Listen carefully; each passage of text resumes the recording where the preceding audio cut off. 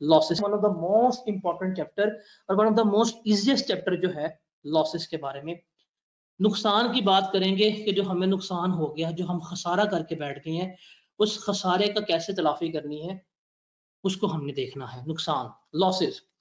आप लोगों ने एक पैटर्न देखा होगा कि सैलरी से लेके अदर सोर्स तक हर हेड की इनकम करा देता हूँ, लेकिन किसी का लॉस का ट्रीटमेंट नहीं कराता। मैं हमेशा कहता हूँ कि लॉसेस जो हैं वो आपने एक साथ ही करने हैं, एक टेबल में कर लेने हैं, तो ये आपके हो जाएंगे। तो लॉसेस की बात करेंगे। लॉसेस क्या हैं, कैसे हो रहे होते हैं, इनका ट्रीटमेंट क्या होगा, उसके बारे में बात करेंगे। उसके साथ इनकम फ्रॉम बिजनेस में एक स्पेसिफिक लॉस होता है जो डिप्रिसिएशन की वजह से आ रहा होता है, जो बहुत इंपॉर्टेंट है, उसके बारे में जरा हमने बात करनी है। अब लॉस का मतलब क्या है कि लेट्स सपोज आपका रेवेन्यू जो है, जो आपका रेवेन्यू है वो 1000 था, आपकी कॉस्ट जो है वो 1200 हो गई, तो खाया पिया कुछ नहीं, गिलास तोड़ा 12 आने, तो 200 रुपए का आप नुकसान करा के बैठ गए। अब ये नुकसान करा के मस्कीन सा मुंह लेके आप चले जाते हो एफबीआर के पास कि एफबीआर भाई नुकसान हो गया। कहता क्या करूं, इसका थोड़ा बहुत हल दे दें मुझे। क्या हल चाहिए? सर टैक्स नहीं पे करना। तो ठीक है, लॉसेस क्लेम करने आए हो जी, ठीक है, कैसे करोगे ये आपको एफबीआर बताएगा। तो इसमें हमने दो कंसेप्ट्स बेसिकली देखने हैं, ये आपने याद रखने हैं। एक इसमें होता है सेट ऑफ और दूसरा होता है कैरी फॉरवर्ड। लॉसेस की बात करें तो लॉसेस आपको इंट्रा हेड लॉसेस हो सकते हैं, इंट्रा हेड लॉसेस। एक होते हैं आपको inter head losses. Inter head losses का मतलब क्या है? देखो, आपके पास प्रॉपर्टी ए है लाहौर में, प्रॉपर्टी बी है खारिया में, चलें कैंट में डाल देते हैं, नंबर 1 के पास। यहां पे आपको गेन हुआ प्रॉपर्टी ए में, खारिया की प्रॉपर्टी में आपको लॉस हो गया। Income from property, rental income की बात कर रहे हैं। हेड आपका एक ही है, जो हेड है आपका वो एक ही है प्रॉपर्टी का।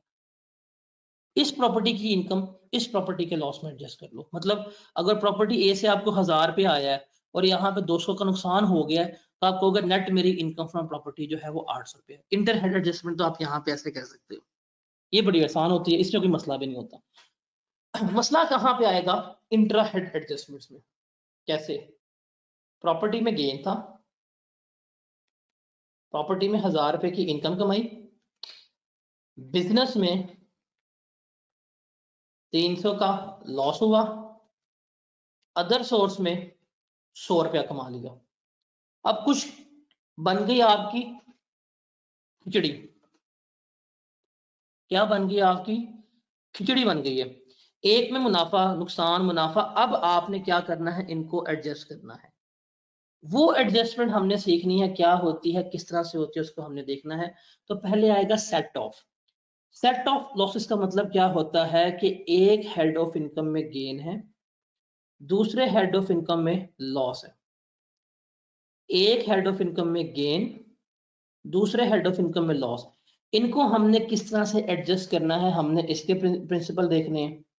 और एक हमने देखना है कि अगर कोई लॉस इस साल, मतलब जिस टैक्स ईयर में हम बात कर रहे हैं 2022 में है, अगर वो 2022 में एडजस्ट नहीं हो पाया, तो क्या वो कैरी फॉरवर्ड हो जाएगा? क्या हम उसको अगले साल में जाके एडजस्ट करवा लेंगे? उसके बारे में हमने बात देखी। तो यहाँ पे दो होते हैं, एक सेट ऑफ लॉसेस और एक हमारे होते हैं कैरी फॉरवर्ड। तो दो ही कंसेप्ट है जो इसमें हमारे वैलिड है, जो हमने लेके चलनी है। पहले हम बात करते हैं सेट ऑफ की। सेट ऑफ का मतलब क्या है कि आपके लॉस एक हेड का दूसरे हेड के साथ क्या हो रहा है, एडजस्ट हो रहा है। फॉर एग्जांपल, आपके अदर सोर्स में जी 9 लाख रुपया है, आपके बिजनेस में 2 लाख रुपए का नुकसान है, तो इसको इसमें एडजस्ट करना, ये हमारा क्या कहलाता है, सेट ऑफ लॉसेस कहला रहे होते हैं। सेट ऑफ के बारे में एक चीज आपने हमेशा याद रखनी है, ये अक्सर आप लोग ना जब पास पेपर कर रहे होते हो तो वहां पे आप लोगों का माइंड जो है वो ब्लैंक आउट हो जाता है। सेट ऑफ जो होते हैं वो हमेशा फॉर द ईयर होते हैं। हमेशा जो सेट ऑफ होते हैं वो फॉर द ईयर होते हैं, हमेशा तो क्या मतलब है कि अगर 2022 में आप स्टैंड कर रहे हो और 2022 के सेट ऑफ की बात करने की बात करोगे तो 2022 का कोई गेन होगा और 2022 का ही लॉस होगा, वही सेट ऑफ होगा। ये नहीं होगा कि अगर 2022 का कोई लॉस है तो 2022 में ना आप एडजस्ट कर पाए, आप जाके 2023 में किसी और इनकम के साथ एडजस्ट कर दो, ये चीज पॉसिबल नहीं है। सेट ऑफ के लिए ये चीज आपने हमेशा याद रखनी है, इसको लिख लो कि सेट ऑफ हमेशा फॉर द ईयर होता है। कि अगर प्रॉपर्टी का लॉस है, प्रॉपर्टी का लॉस है तो प्रॉपर्टी का 2022 का लॉस 2022 में ही सेट ऑफ हो सकता है, आगे जाके सेट ऑफ नहीं होगा। तो ये चीज जो है आपने देखनी है, सेट ऑफ में हमेशा फॉर द ईयर होता है। अब सेट ऑफ की बात करें, क्या है कि अगर किसी बंदे का लॉस है किसी हेड ऑफ इनकम के तहत, वो सेट ऑफ हो सकता है किसी और दूसरी हेड ऑफ इनकम के तहत, एक्सेप्ट सैलरी एंड एफटीआर। सारी का सेट बताता हूँ, याद करना आप लोगों का मुश्किल, उस मुश्किल को आसान बनाऊंगा एक टेबल के साथ। वो टेबल सिर्फ आपने याद करना है, लॉसेस की समरी। दो हेड ऑफ इनकम हमारे ऐसे हैं, दो इनकम्स ऐसी हैं या दो हेड ऑफ इनकम ऐसे हैं जिनके अंदर लॉस नहीं हो सकता। एक है सैलरी, ना इनके अंदर लॉस हो सकता है, ना इनके साथ कोई लॉस एडजस्ट हो सकता है। एक है एफटीआर, एक सैलरी है, एक है हमारे पास एफटीआर। देखो, सैलरी में कभी लॉस हो सकता है, कभी भी लॉस हो सकता है। लॉस का मतलब है नुकसान। सैलरी में कभी नुकसान उठा सकते हो? The answer is no. देखो, सिंपल सी बात है, काम करोगे पैसा मिलेगा, काम नहीं करोगे पैसा नहीं मिलेगा। That's it. जैसा मुंह वैसे चपेड़, इसमें लॉस का सवाल ही नहीं होता। आप ये कभी भी नहीं कह सकते कि मैंने एक महीना काम किया, मेरी सैलरी बनी 40,000 रुपया, मुझे इस सैलरी कमाने के ऊपर मेरा खर्चा हुआ 5,000 रुपया, तो मेरी सैलरी 35,000 रुपया है। कभी कोई आपने देखा ऐसा बंदा जो कि सैलरी मेरी 35,000 रुपया? देखे कभी आप ऐसा बंदा? ऐसा नहीं होता। बिकॉज सैलरी में तो हमें एक्सपेंसेस ही अलाउ नहीं है। जब सैलरी में हमें एक्सपेंसेस ही अलाउ नहीं है तो सैलरी में लॉस हो ही नहीं सकता। तो सैलरी में लॉस हो भी नहीं सकता और किसी और हेड ऑफ इनकम का लॉस सैलरी में एडजस्ट भी नहीं हो सकता। एक चीज तो आपने लिख लेनी है कि सैलरी वाला जो है, सैलरी सैलरी इज अनोखा लाडला, सैलरी इज योर अनोखा लाडला।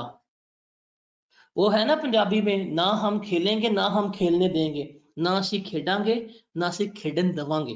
तो ये वो बंदा है, ना इसमें लॉस होता है और ना किसी का लॉस इसके पास आके एडजस्ट होता है। तो ये है सैलरी। सिमिलरली एफटीआर की इनकम के ऊपर भी कोई लॉस नहीं होता और ना ही एफटीआर की इनकम के साथ कोई लॉस एडजस्ट हो सकता है। तो ये दो इनकम ऐसी होंगी, सैलरी और एफटीआर, इनके अगेंस्ट कोई लॉस एडजस्ट नहीं हो सकता, कोई लॉस सेट ऑफ नहीं हो सकता। तो ये चीज जो है आपने अपने माइंड में रखनी है। Got it? इसका मतलब सैलरी के अलावा और एफटीआर के अलावा हमारे पास कितनी इनकम बची? सर हमारे पास प्रॉपर्टी बची, और हमारे पास कौन सी बची? और हमारे पास कैपिटल गेन बचा, हमारे पास अदर सोर्स बचा, हमारे पास बिजनेस बचा। सर ये चार हेड्स है ना, इन चार हेड्स के इनकम आपस में क्या हो सकते हैं? एक दूसरे के साथ सेटअप हो सकते हैं। ये चार हेड्स इनकम है, इन चार हेड्स के आपस में एक दूसरे के साथ सेटअप हो सकते हैं। इनमें भी आपस में एक्सेप्शन है, क्या? कि जो स्पेकुलेशन बिजनेस है वो किसी और के साथ सेट ऑफ नहीं हो सकता। जैसे सेक्शन नंबर 19 जो है उसका लॉस किसी और के साथ सेट ऑफ नहीं होगा, वो अपने साथ ही होगा। लेकिन जो 18 का लॉस है वो दूसरी इनकम के साथ सेट ऑफ हो सकता है। सिमिलरली जो कैपिटल लॉस है वो भी सेट ऑफ नहीं होगा। एफटीआर का लॉस सेट ऑफ नहीं हो सकता। वो तमाम इनकम जो एग्जेम्प्ट है उनका भी लॉस सेट ऑफ नहीं हो सकता। Means agriculture income, agriculture income का भी जो लॉस होगा वो सेट ऑफ एडजस्ट नहीं हो सकता। तो ये चीज आपने याद रखनी है। उसके बाद अगर हम एडजस्टमेंट की बात करें, अगर हम सेट ऑफ की बात करें, तो सबसे आखिर के ऊपर अगर एक बंदे के पास बिजनेस में भी लॉस है, कैपिटल गेन में भी लॉस है, प्रॉपर्टी में भी लॉस है, अगर वो सेट ऑफ करने की बात कर रहा है, सबसे एंड पे जिस लॉस को सेट किया जाएगा, जो सबसे एंड पे जिसको प्रायोरिटी दी जाएगी, वो कौन सा होगा? वो हमारा बिजनेस होगा। तो बिजनेस का लॉस जो होता है वो सबसे एंड के ऊपर क्या होता है? सेट ऑफ हो रहा होता है। तो ये चीज जो है ये आपने क्या करनी होती है? अपने जहन में रखनी होती है। इसके बाद आती है बारी कैरी फॉरवर्ड की। ये इंपॉर्टेंट है, यहाँ पे आप लोग अक्सर रूल्स जो है मिक्स कर देते हो। कैरी फॉरवर्ड का मतलब क्या है? कैरी फॉरवर्ड का मतलब क्या है? देखो 2022 में income from property, income from property पे 1 लाख रुपए का लॉस आ गया। अब आप 2022 में आपकी एक इनकम के ऊपर लॉस आया, आप इस लॉस को एडजस्ट करने के लिए इस साल की इनकम की तलाश करते हो कि किसी तरह मेरा प्रॉपर्टी का लॉस कहीं पे एडजस्ट हो जाए, कहीं पे एडजस्ट हो जाए, कहीं पे एडजस्ट हो जाए। नहीं हो पाता।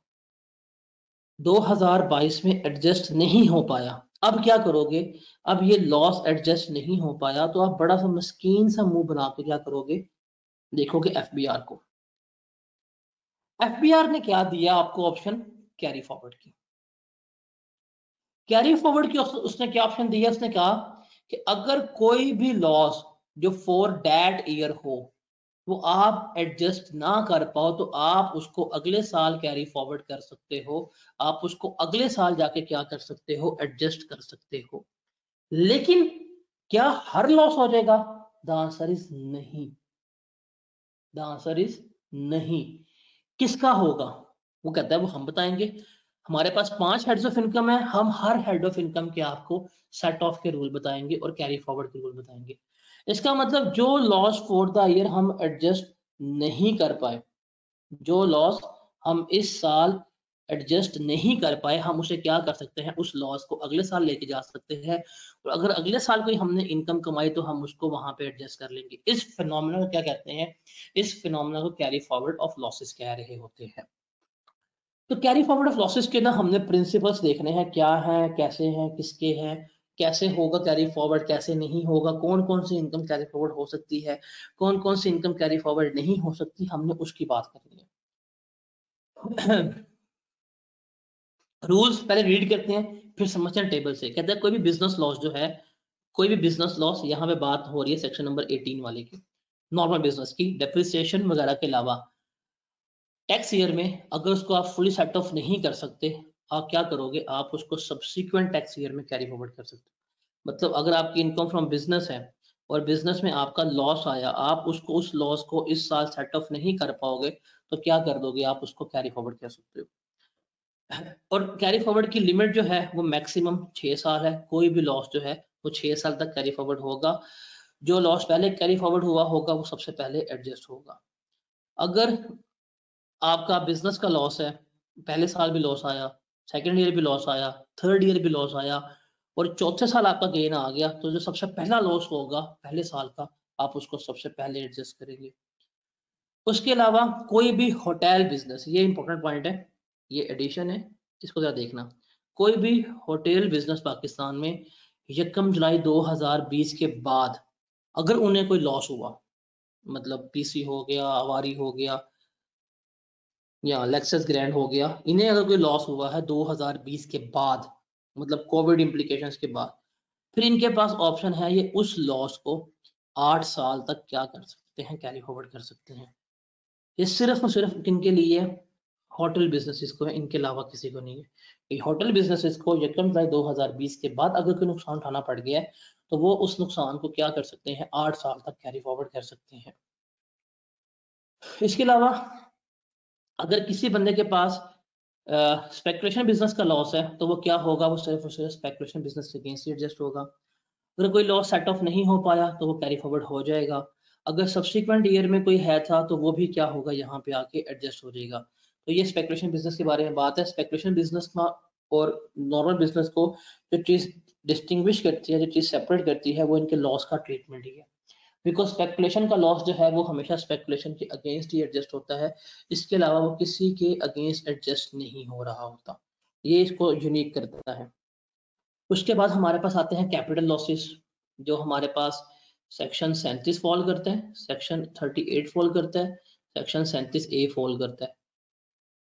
सेक्शन 38 में लॉस हो सकता है, पहला सवाल, सेक्शन नंबर 38 में लॉस हो सकता है? The answer is no. अब section number 38, this item is a part of your capital gain, capital assets, लेकिन इसका लॉस का कोई ट्रीटमेंट ही नहीं है, कोई ट्रीटमेंट नहीं, ना सेट ऑफ ना कैरी फॉरवर्ड, ये तो हो ही नहीं सकता। अब हमारे पास रह गया सिर्फ और सिर्फ सेक्शन 37, बिकॉज कैपिटल लॉस जो है वो हम सेक्शन 37 को कहते हैं, सिक्योरिटीज के लॉस को हम सिक्योरिटीज का लॉस ही कह रहे होते हैं, सिक्योरिटीज के लॉस को हम सिक्योरिटीज का लॉस ही कह रहे होते हैं। अगर कैपिटल लॉस है 37 वाला, इसका सेक्शन नंबर 37 वाला, तो ये क्या होगा, अगर ये सेट ऑफ हो गया तो ठीक है, अगर ना हुआ तो हम इसको क्या कर सकते हैं, हम इसको 6 टैक्स ईयर्स तक कैरी फॉरवर्ड कर सकते हैं और फ्यूचर में ये कैपिटल गेन के अगेंस्ट ही क्या हो जाएगा, एडजस्ट हो जाएगा। तो ये भी इसका रूल है।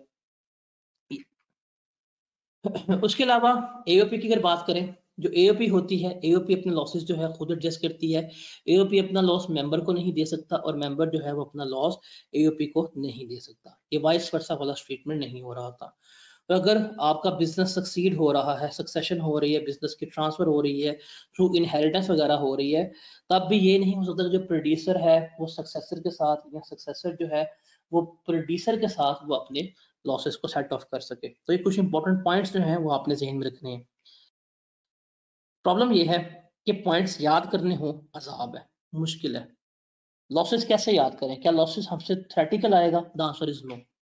लॉसेस आएगा न्यूमेरिकल, और न्यूमेरिकली लॉसेस को याद करना सबसे आसान तरीका ये है, ये चार्ट है,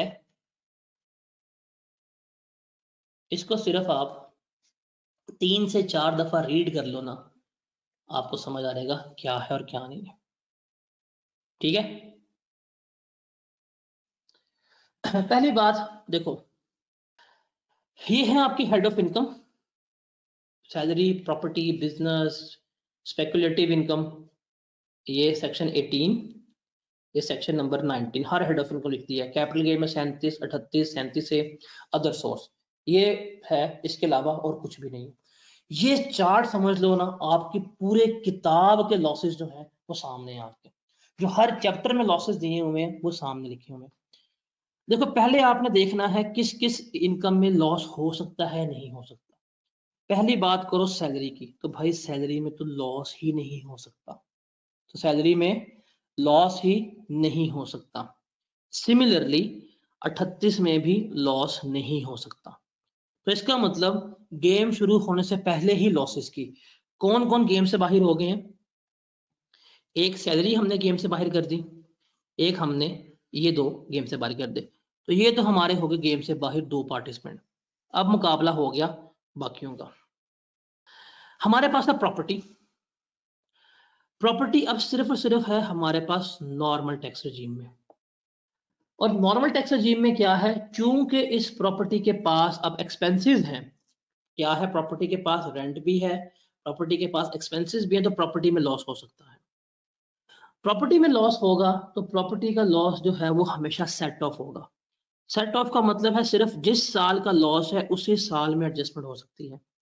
अगर प्रॉपर्टी का लॉस एडजस्ट ना हो पाया, अगर प्रॉपर्टी का लॉस, इनकम फ्रॉम प्रॉपर्टी का लॉस एडजस्ट ना हो पाया, तो ये कैरी फॉरवर्ड नहीं होगा, ये लॉस कैरी फॉरवर्ड नहीं होगा। ये जो रूल्स है ना, ये सेट ऑफ के लिखे हुए हैं कि ये लॉस, प्रॉपर्टी का लॉस, ये टेबल समझ लो पहले, ये लॉस इनके साथ सेट ऑफ हो सकता है, मतलब इनमें लॉस होगा, इनमें गेन होगा, तो इनका लॉस इनके घर जा सकता है, इनकी बॉल इनके घर जा सकती है। और ये है रूल कैरी फॉरवर्ड के कि अगर ये बॉल इनके घर नहीं जा पाती, अगर ये लॉस यहाँ पे एडजस्ट नहीं हो सकता, तो क्या वो कैरी फॉरवर्ड हो सकता है? Answer is no. तो देखो ना ये कैरी फॉरवर्ड होगा, ना ये कैरी फॉरवर्ड होगा, ना ये कैरी फॉरवर्ड होगा, ना ये कैरी फॉरवर्ड होगा। तो पूरी कहानी में इनकम फ्रॉम अदर सोर्स का लॉस कभी कैरी फॉरवर्ड नहीं हो सकता, 38 का लॉस कभी कैरी फॉरवर्ड नहीं हो सकता, प्रॉपर्टी का लॉस कभी कैरी फॉरवर्ड नहीं हो सकता, और सैलरी का लॉस कभी कैरी फॉरवर्ड नहीं हो सकता। तो प्रॉपर्टी का भाई बड़ा सिंपल सा है, प्रॉपर्टी का तुम 2022 में बैठे हुए हो, 2022 में कोई लॉस हो गया, उसको बिजनेस इनकम के साथ, कैपिटल गेन के साथ या अदर सोर्स के साथ सेट ऑफ कर लो। अगर तुम सेट ऑफ नहीं कर पाए 2022 में, तो 2023 के लिए के कभी भी कैरी फॉरवर्ड नहीं हो सकेगा। That's it. ठीक है, अब चलो अगले के ऊपर, ये है section number 18, normal business income. ये सेट ऑफ भी हो सकती है, ये कैरी फॉरवर्ड भी हो सकती है। सेट ऑफ अगर करना हो तो सेट ऑफ मतलब इसका लॉस, इसकी बॉल यहां पे चली जा सकती है। ये जो है बिजनेस इनकम सेक्शन 18 का, ये स्पेकुलेशन के अगेंस्ट सेट ऑफ हो सकता है, कैपिटल गेन के अगेंस्ट हो सकता है, अदर सोर्स के अगेंस्ट हो सकता है। लेकिन ये सबसे एंड पे करते हैं, सबसे एंड पे हम देते हैं प्रायोरिटी बिजनेस को। बाकी सारे लॉस कर लेंगे, सारे लॉस एडजस्ट कर लेंगे, जो सबसे एंड की प्रायोरिटी होगी वो हमारी होगी बिजनेस की। और अगर ये सेट ऑफ ना हो पाए, 2022 का बिजनेस का लॉस था, वो सेट ऑफ नहीं हो पाया, क्या कैरी फॉरवर्ड हो जाएगा? क्या मैं नेक्स्ट ईयर ले जाऊंगा? जी आप नेक्स्ट ईयर ले जाओ, आप नेक्स्ट ईयर जाके इनको एडजस्ट कर लीजिएगा। कितने साल तक? 6 ईयर्स तक। आप 6 ईयर्स तक क्या कर सकते हैं? बिजनेस का लॉस कैरी फॉरवर्ड कर सकते हैं। उसके बाद स्पेकुलेटिव सेक्शन नंबर 19, अगर इसका लॉस सेट ऑफ ना हो पाए, क्योंकि इसका जो लॉस है वो स्पेकुलेटिव के अगेंस्ट ही हो सकता है, 19 का लॉस 19 के साथ ही होगा। अगर नहीं हो सका तो ये क्या होगा? कैरी फॉरवर्ड होगा। और ये जब कैरी फॉरवर्ड होगा तो सिर्फ और सिर्फ क्या होगा? ये उसके साथ ही एडजस्ट हो रहा होगा, उसके साथ ही एडजस्ट हो रहा होगा। तो ये भी हो गया। तो 19 भी आसान है, 19 का लॉस 19 के साथ ही सेट ऑफ हो सकता है। अगर नहीं है तो कैरी फॉरवर्ड कर लो अगले साल के लिए, अगले साल भी इसको 19 के साथ एडजस्ट कर लेना। टाइम पीरियड क्या है? 6 साल, 6 साल तक आप कैरी फॉरवर्ड कर सकते हैं। अब हम बात करते हैं कैपिटल गेन की। कैपिटल गेन में एक चीज तो बड़ी श्योर और बड़ी आसान है, that is section 38। Section number 38 में लॉस नहीं हो सकता, ऐसा ही है। Income from disposal of immovable property है, उसके ऊपर भी अगर लॉस हो जाए तो उसकी एडजस्टमेंट, उसका ट्रीटमेंट नहीं हो सकता, ऐसे ही है। अब बचा हमारे पास 37, सेक्शन नंबर 37 और सेक्शन नंबर 37A। एक को हम कहते हैं कैपिटल लॉस और दूसरे को हम कह रहे होंगे कि ये आपका सिक्योरिटीज है। इसको हम सिक्योरिटीज कहेंगे, इसको हम कैपिटल लॉस कहेंगे। अगर 37 में लॉस हुआ है, 37 में वो कौन सा होता है लॉस? प्राइवेट कंपनी के शेयर, एओपी के शेयर्स, ये इसमें आ रहे होते हैं, इसकी बात हो रही है। मेंबरशिप राइट्स, एओपी के share, pining rights, private company के शेयर, अगर ये हैं, ये बेचे हैं, इन पे लॉस हुआ है, अगर सेट ऑफ नहीं हो सकता, कैरी फॉरवर्ड होगा। और कैरी फॉरवर्ड होगा अगले साल, सिर्फ और सिर्फ 37 के साथ ही एडजस्ट होगा। और ये 6 साल तक क्या होगा? कैरी फॉरवर्ड हो रहा होगा। 38 में तो होगा नहीं, 37A है, 37A का सेट ऑफ भी हो सकता है और कैरी फॉरवर्ड भी हो सकता है। 37A का लॉस जो होगा वो 37A के साथ ही सेट ऑफ होगा और कैरी फॉरवर्ड होके भी जाके 37A के साथ एडजस्ट हो रहा होगा। अदर सोर्स का लॉस जो है वो सेट ऑफ हो जाएगा कैपिटल गेन के अगेंस्ट और इनकम फ्रॉम बिजनेस के अगेंस्ट। लेकिन अगर कोई अदर सोर्स का लॉस है, अगर आप वो इस साल सेट ऑफ ना कर पाए, आप उसे कभी भी कैरी फॉरवर्ड नहीं कर सकते। तो ये है लॉसेस का टेबल, ये है लॉसेस का टेबल। आपने पहला कॉलम देखना है, ये वाला, ये कॉलम आपको एक्सप्लेन कर रहा है सेट ऑफ के रूल्स। सेट ऑफ का मतलब है कि जिस साल का लॉस है उसी साल की एडजस्टमेंट कर लो। ये टेबल कर रहा है कैरी फॉरवर्ड के। कैरी फॉरवर्ड के रूल्स क्या है? कैरी फॉरवर्ड के रूल्स में साफ साफ उसने बता दिया कि अगर तुम इस साल का नहीं कर पाए, इसको जाके अगले साल एडजस्ट कर लेना। तो ये है कैरी फॉरवर्ड के रूल्स। कैरी फॉरवर्ड किन किन इनकम के अगेंस्ट हो सकता है, ये हमने बता दी है कि 37 का 37A के अगेंस्ट, 37 का 37 के अगेंस्ट, स्पेकुलेशन का स्पेकुलेशन के अगेंस्ट। तो ये हमने याद रखना है। इसके बाद जो फॉरेन लॉसेस हैं, फॉरेन लॉसेस का यही ट्रीटमेंट है, इसी पैटर्न के ऊपर ट्रीटमेंट होगा।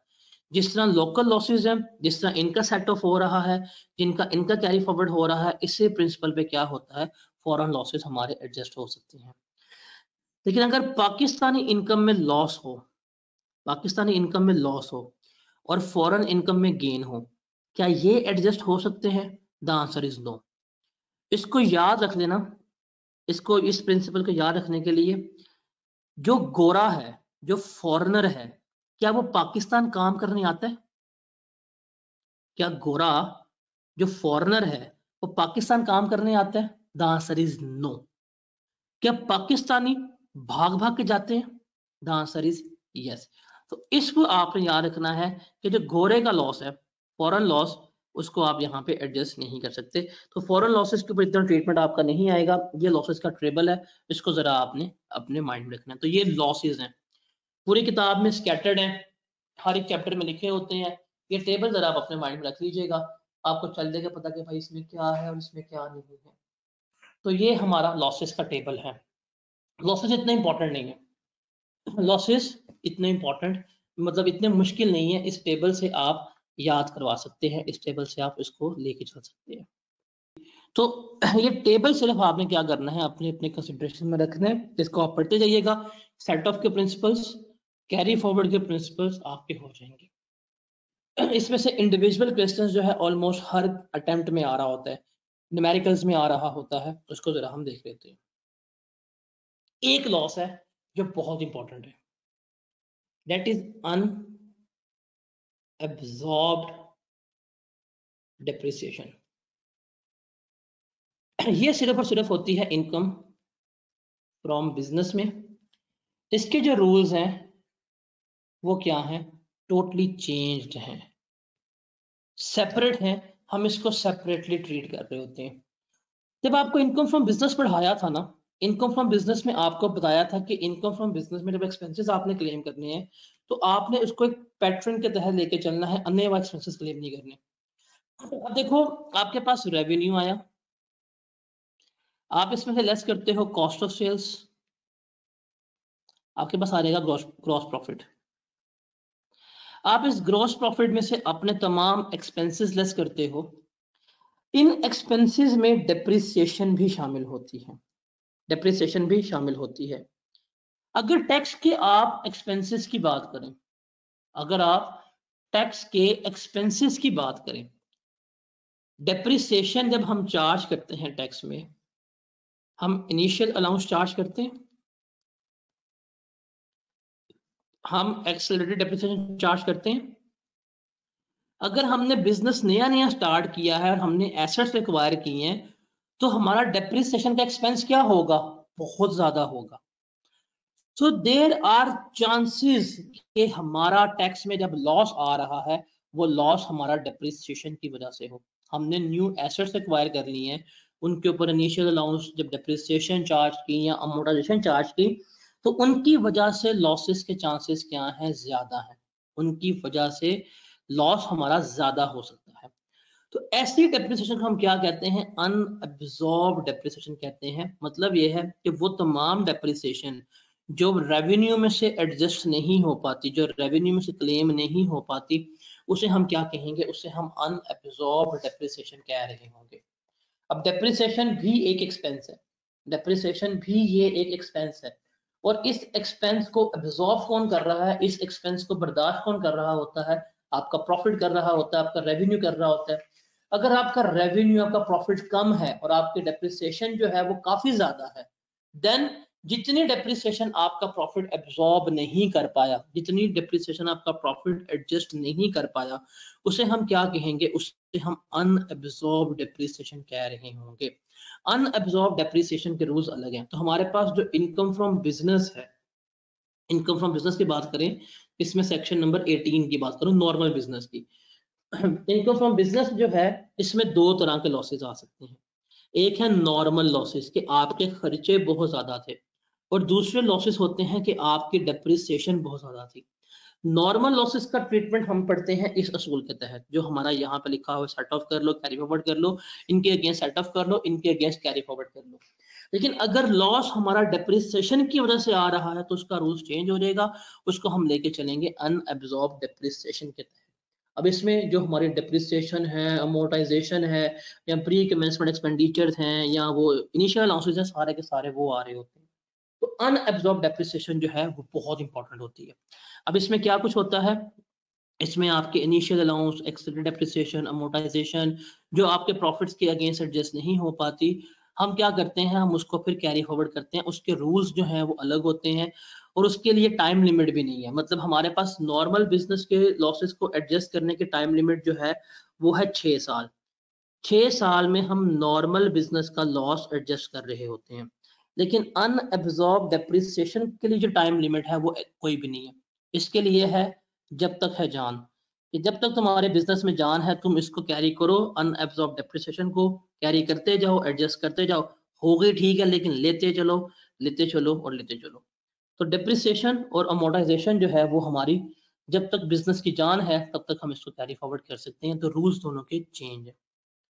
ये वाला पॉइंट जो है, ये वाला पॉइंट है कि अगर किसी भी बिजनेस की टैक्सेबल इनकम 10 मिलियन या उससे ज्यादा है तो जो अनअब्जॉर्ब डेप्रिसिएशन है वो सिर्फ और सिर्फ 50% ऑफ दैट टैक्सेबल बिजनेस तक की एडजस्ट हो सकती है।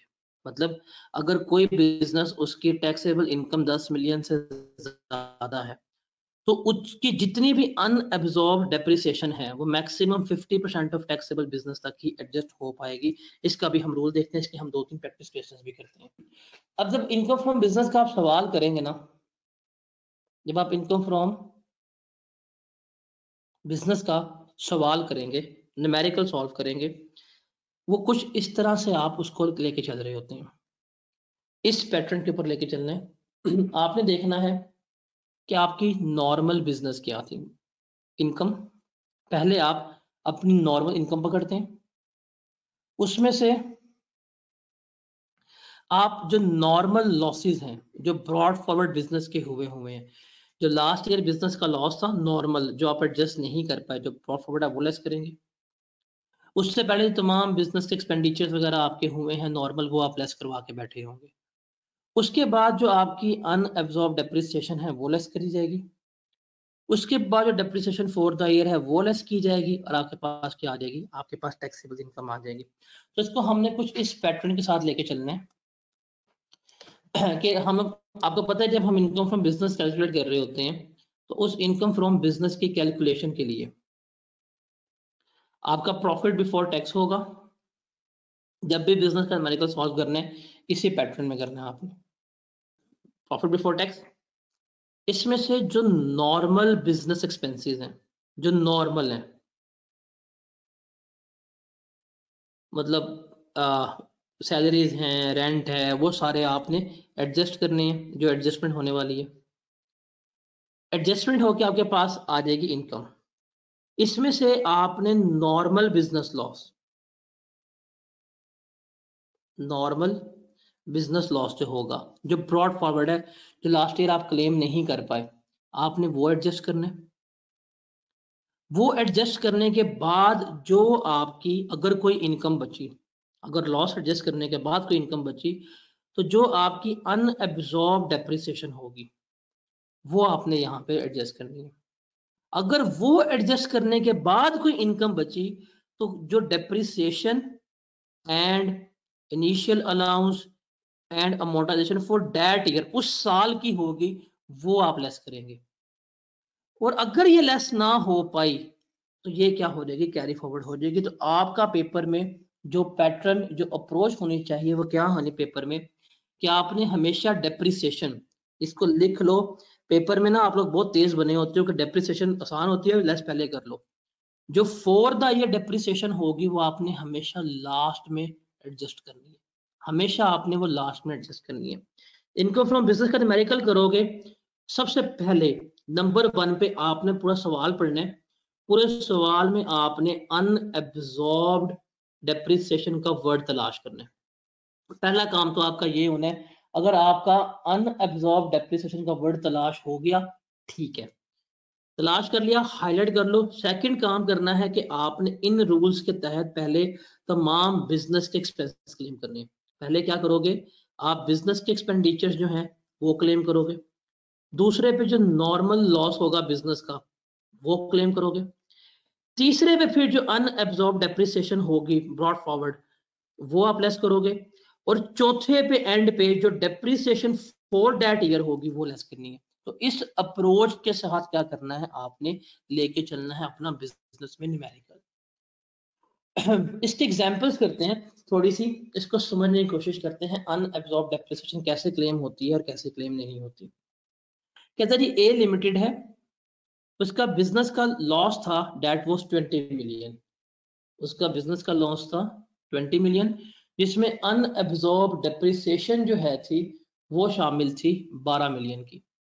कंपनी की टैक्सेबल इनकम जो है वो ईयर 2 से पहले थी 28 लाख, जिसमें से अदर सोर्स उसका 15 लाख था। तो टैक्स डेप्रिसिएशन जो है वो उसकी कितनी है, वो उसकी 8.2 मिलियन है। आपने क्या करनी है, आपने इसकी इनकम कैलकुलेट करनी है, क्या बनती है क्या नहीं बनती उसको आपने देखना है। तो सवाल को रीड करना इंपॉर्टेंट है। अब इस सवाल में क्या है, इस सवाल में अनअब्जॉर्ब डेप्रिसिएशन गिवन है और हमने उसकी ईयर 2 की इनकम कैलकुलेट करनी है, क्या होगी, कैसे होगी, किस तरह से होगी, उसके बारे में हमने बात करनी है। तो हमने पहले देखना है कि उसकी टैक्सेबल इनकम बिफोर डेप्रिसिएशन, हम किसकी बात कर रहे हैं, ईयर 2 की। ईयर 2 की इनकम डेप्रिसिएशन से पहले कितनी है उसकी बात करते हैं। तो इसकी इनकम है हमारे पास, इनकम बिफोर डेप्रिसिएशन, वो है 28 मिलियन की, वो हमने लिख ली, ठीक है। इसमें से हम लेस करेंगे, इसने क्या है कि इस इनकम में अदर सोर्स की इनकम शामिल है। आपको पता है अदर सोर्स की इनकम तो इनकम फ्रॉम बिजनेस का पार्ट नहीं बनती। तो इसमें से जो इनकम फ्रॉम अदर सोर्स है वो हम लेस कर देंगे, वो कितनी होगी, 15 लाख की, वो हमने यहाँ पे लेस करवा दी। अब लेस करवाने के बाद टैक्सेबल इनकम कितनी बन रही है इसकी, 26,500,000 यही बनती है।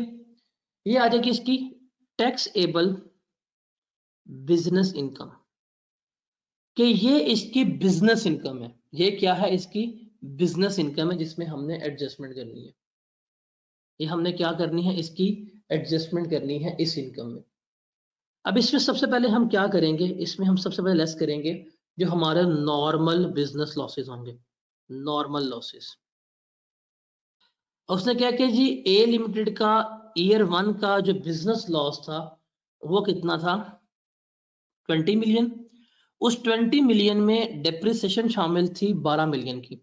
तो 20 में से अगर 12 लेस करो तो नॉर्मल बिजनेस लॉस 8 मिलियन बनता है। नॉर्मल बिजनेस लॉस 8 मिलियन बनता है ना। तो यहाँ पे इसका नॉर्मल बिजनेस लॉस है 8 मिलियन। सबसे पहले तो हम वो लेस करवाएंगे। तो 26,500 में से अगर 8 मिलियन लेस करवाया जाए तो अनएब्जॉर्ब डेप्रिसिएशन क्या आती है, सॉरी अनएब्जॉर्ब कर रहा हूँ, इसका जो अमाउंट बचेगी वो होगी 1,8,500,000। सर ये इसकी टैक्सेबल इनकम है, ये है इसकी taxable income before loss, before claiming unabsorbed depreciation. ये क्या है, टैक्सेबल इनकम है बिफोर क्लेमिंग अनएब्जॉर्ब डेप्रिसिएशन। अब ईयर 1 की अनएब्जॉर्ब डेप्रिसिएशन कितनी है, 20 में से 12 निकाले, कितनी थी, 12 मिलियन, सॉरी गिवन है हमें कितनी, 12 मिलियन। 12 मिलियन हमारी अनएब्जॉर्ब डेप्रिसिएशन है किसकी, ईयर 1 की, ठीक है।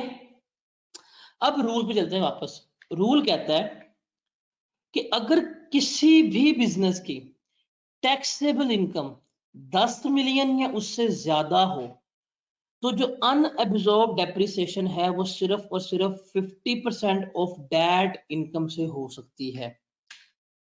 अब वापस इस रूल को इस सवाल में पढ़ते हैं आके, क्या इसकी अनएब्जॉर्ब डेप्रिसिएशन है 12 मिलियन, इसकी इनकम फ्रॉम बिजनेस कितनी बन रही है, 18 मिलियन। क्या ये 10 मिलियन से ज्यादा है कि कम है, इसका मतलब ये 10 मिलियन से ज्यादा है। अगर मैं यहां पे अनएब्जॉर्ब्ड डेप्रिसिएशन लेस करूं, अनअब्जॉर्ब डेप्रिसिएशन लेस करूं जो मेरे पास 12 मिलियन थी, अगर मैं ये लेस करना चाहूं तो मेरा जवाब गलत हो जाएगा। ये मेरा जवाब क्या हो जाएगा, गलत हो जाएगा। क्यों, बिकॉज असूल क्या कहता है, असूल कहता है कि आप जब अपनी अनएब्जॉर्ब डेप्रिसिएशन लेस करने जा रहे हैं, अगर ये इनकम आपकी 10 मिलियन से ज्यादा है तो आप इस इनकम का मैक्सिमम 50% तक क्या करोगे, अनअब्जॉर्ब डेप्रिसिएशन के तक क्लेम कर सकते हो। तो 18,500 का अगर 50% लें क्या आता है, 9250,000। तो 9250,000 ये हम क्या करेंगे, डेप्रिसिएशन लेस करेंगे। अब मेरी कितनी है डेप्रिसिएशन, 12 मिलियन, लेकिन मुझे 12 मिलियन क्लेम नहीं करनी दी गई, मुझे सिर्फ कितनी क्लेम करनी दी गई, 50% of my taxable income, because my taxable income was more than 10 million, that's why.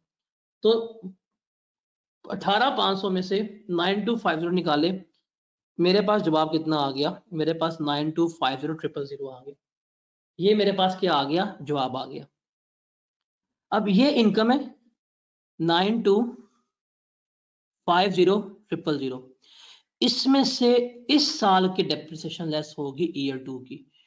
Year 2 की डेप्रिसिएशन कितनी है, 8.2 मिलियन है। तो इसमें से हम लेस कर देंगे 8.2 मिलियन।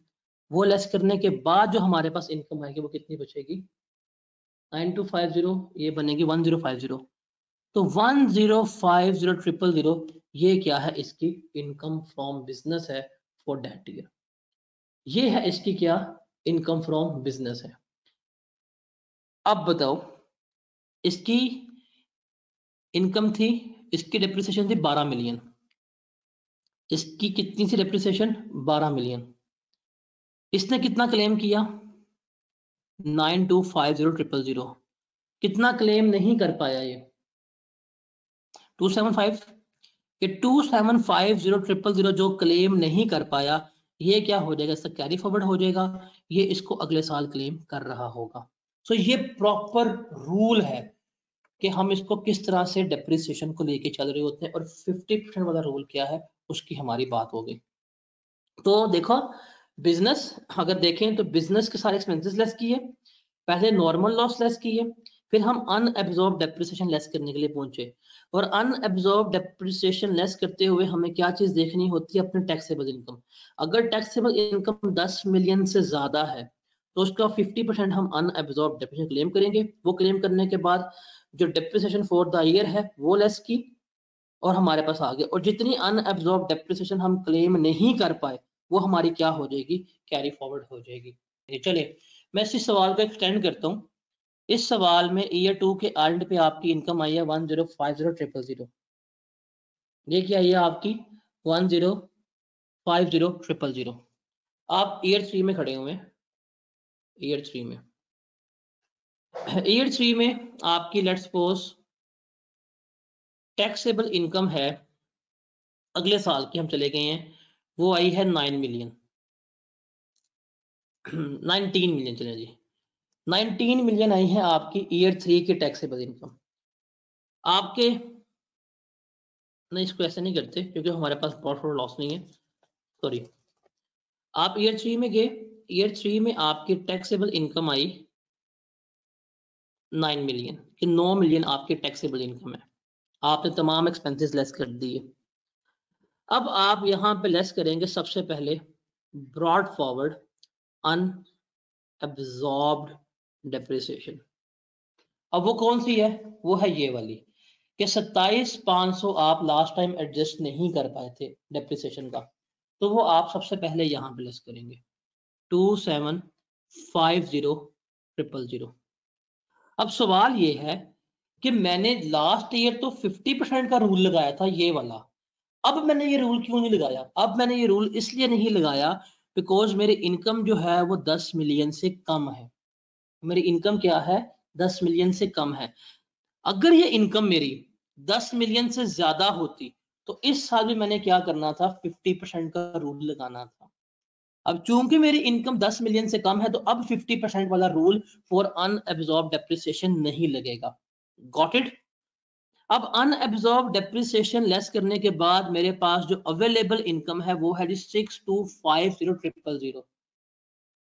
वो मेरे पास क्या बन रही है, वो मेरे पास 6250,000 बन रही है। मैंने कहा ठीक है। अब ईयर 3 में लेट सपोज मैंने कोई एसेट्स परचेज कर लिए, न्यू एसेट्स ले लिए, बिल्डिंग बना ली, फर्नीचर ले फ्रिज कह रहा हूँ, फर्नीचर ले लिया, प्लांट ले लिया।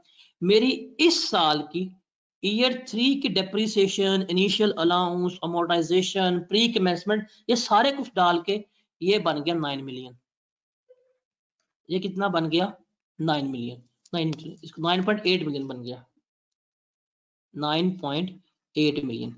अब ये है मेरी ईयर 3 की डेप्रिसिएशन। हो सकता है, पॉसिबल है, क्यों? मैंने ईयर 3 में कैपिटल इन्वेस्टमेंट कर ली थी, मैंने ईयर 3 में नए एसेट्स ले लिए, मैंने ईयर 3 में क्या कर लिया, कोई प्लांट ले लिया, कोई इनिशियल अलाउंस क्लेम कर लिया, तो वो हमने यहाँ पे देख लिया। अब ईयर 3 की कितनी डेप्रिसिएशन, वो हमने लेस करनी है। अब यहाँ पे लेस होगी डेप्रिसिएशन फॉर ईयर 3, इस साल की डेप्रिसिएशन वो है 9.8 मिलियन। अब 9.8 मिलियन लेस की, लॉस आ गया, लॉस आ गया ना। अब ये लॉस कितना आया है? अब ये लॉस आया है आपका 3,550,000 का। ये लॉस क्यों आया है? सवाल ये है, क्या किसी एक्सपेंस की वजह से लॉस आया है? 30 सॉरी, क्या ये किसी एक्सपेंस की वजह से लॉस आया? ये 30 लाख का लॉस एक्सपेंस की वजह से आया? द आंसर इज नो, ये आया है डेप्रिसिएशन की वजह से।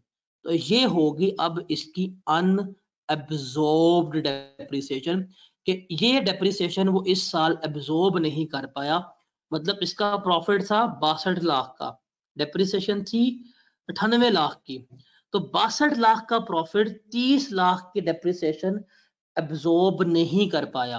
तो ये है इसकी अनएब्जॉर्ब डेप्रिसिएशन। अब ये कैरी फॉरवर्ड, अब ईयर 4 में जाएगा, इसकी एडजस्टमेंट्स सच करता रहेगा जो होती है उसके मुताबिक।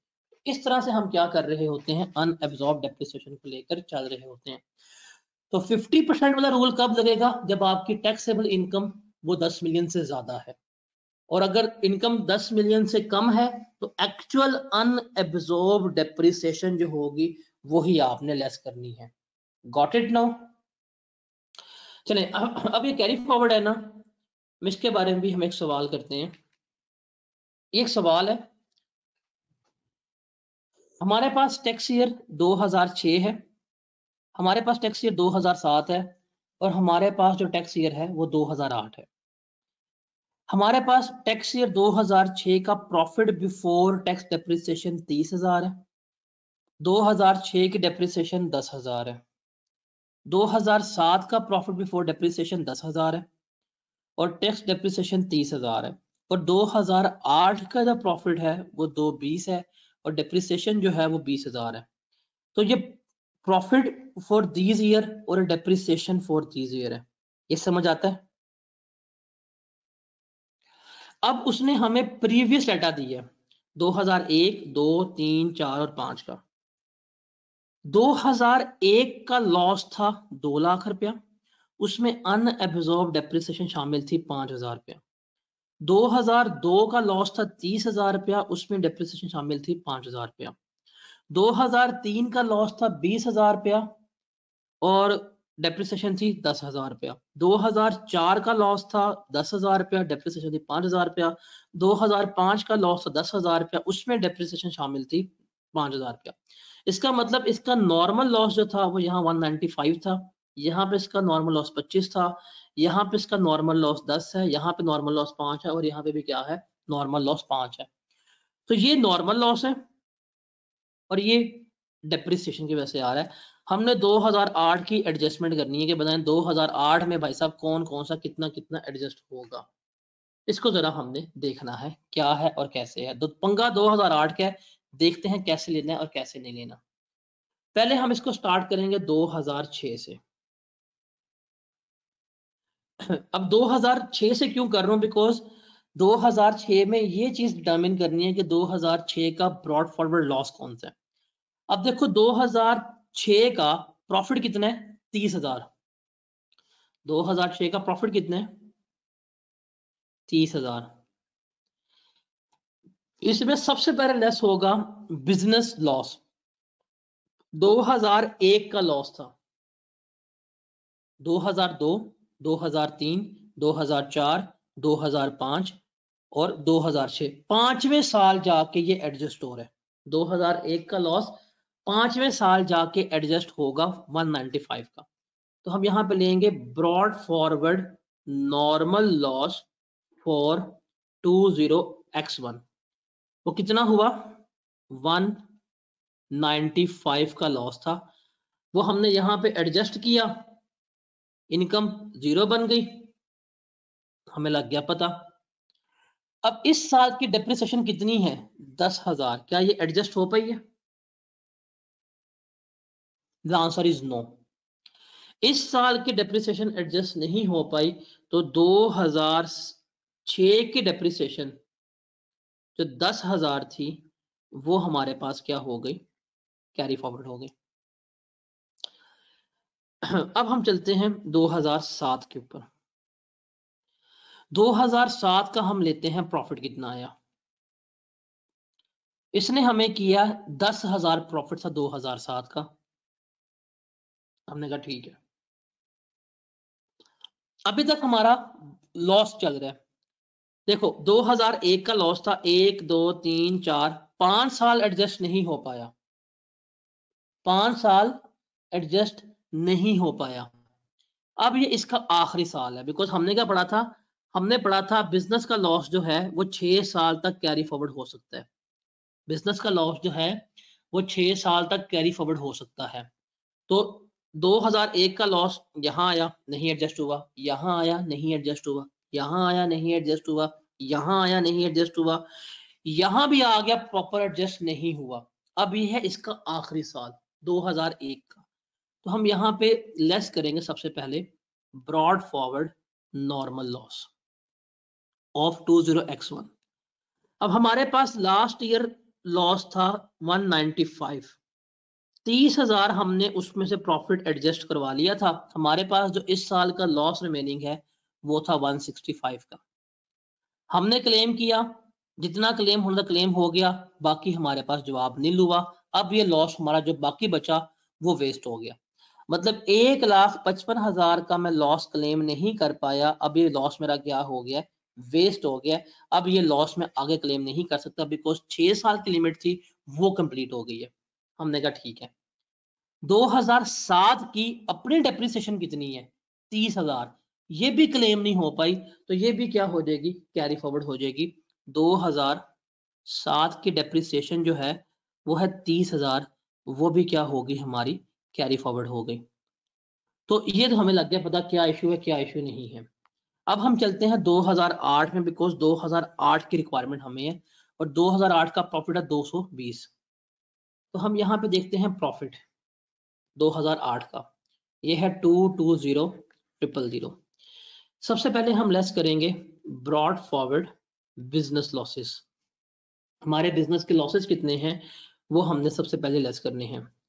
अब आप एक चीज बताओ, 2001 का लॉस ये तो टाइम बार्ड हो गया, अब तो ये नहीं क्लेम हो सकता, ये खत्म, ये क्लेम नहीं हो सकता। हमने देखा लास्ट ईयर है था, ये खत्म हो गया, अब ये क्लेम नहीं हो सकता। हमारे पास है 2002 का लॉस, कैसे 6 साल पूरे हो गए, द आंसर इज नो।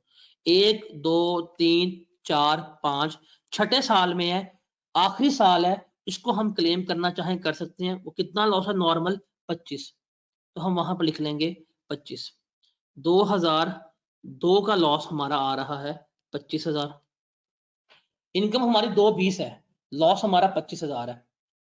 3 का लॉस भी क्लेम हो जाएगा, टाइम बार्ड नहीं हुआ, 4 का भी नहीं और 5 का भी नहीं। तो 4 का 3 का लॉस है 10, 4 का लॉस है 5 और 5 का लॉस है 5। तो हम लिख लेते हैं 3 का लॉस ये बन गया हमारे पास 10, 4 का लॉस हमारे पास बन गया 5 और 5 का लॉस हमारे पास बन गया 5।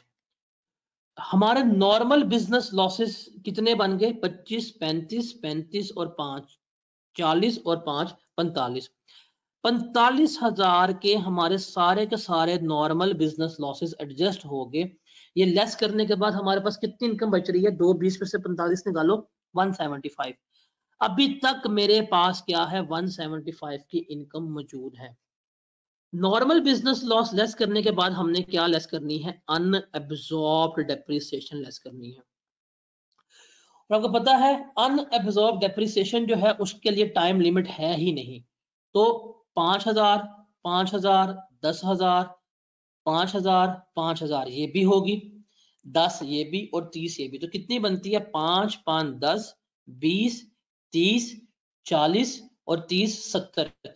70,000 की हमारे पास ब्रॉड फॉरवर्ड डेप्रिसिएशन है। अनअब्जॉर्ब डेप्रिसिएशन जो आ रही है हमारे पास ब्रॉड फॉरवर्ड 20x1 से लेके 20x7 तक, वो सारी हमने कैलकुलेट की, वो बनती है 70,000। भाई सबसे पहले तो ये क्लेम करो। ये क्लेम करने के बाद मेरी टैक्सेबल इनकम बच गई 1,5 की, ठीक है। अब इस साल की कितनी डेप्रिसिएशन है, 20,000 की, तो वो हम लेस कर देंगे 20,000 की डेप्रिसिएशन इस साल की। तो इसका जो नेट प्रॉफिट बचा वो कितना बच गया हमारे पास, 85। तो देख लें डेप्रिसिएशन हमने जाके 8वें साल में सारी की सारी एडजस्ट कर ली। तो डेप्रिसिएशन के ऊपर हमारे रूल्स जो हैं वो टाइम के लिए नहीं है, जब चाहे जितना मर्जी चाहो डेप्रिसिएशन को कैरी फॉरवर्ड कर लो, कोई मसला नहीं है। लेकिन बिजनेस के लिए लिमिट है 6 साल। 6 साल तक जो लॉस एडजस्ट हो गया सो हो गया, जो लॉस एडजस्ट ना हो पाया वो हमारा क्या हो जाएगा, टाइम बार्ड हो जाएगा। तो इट मींस कि हमारा 20x1 का लॉस था 1,55,000 का, जो हम 2007 तक एडजस्ट नहीं कर पाए। क्योंकि हम उसको 2007 तक एडजस्ट नहीं कर पाए तो 1,55 का हमारा नॉर्मल बिजनेस लॉस क्या हो गया, वेस्ट हो गया।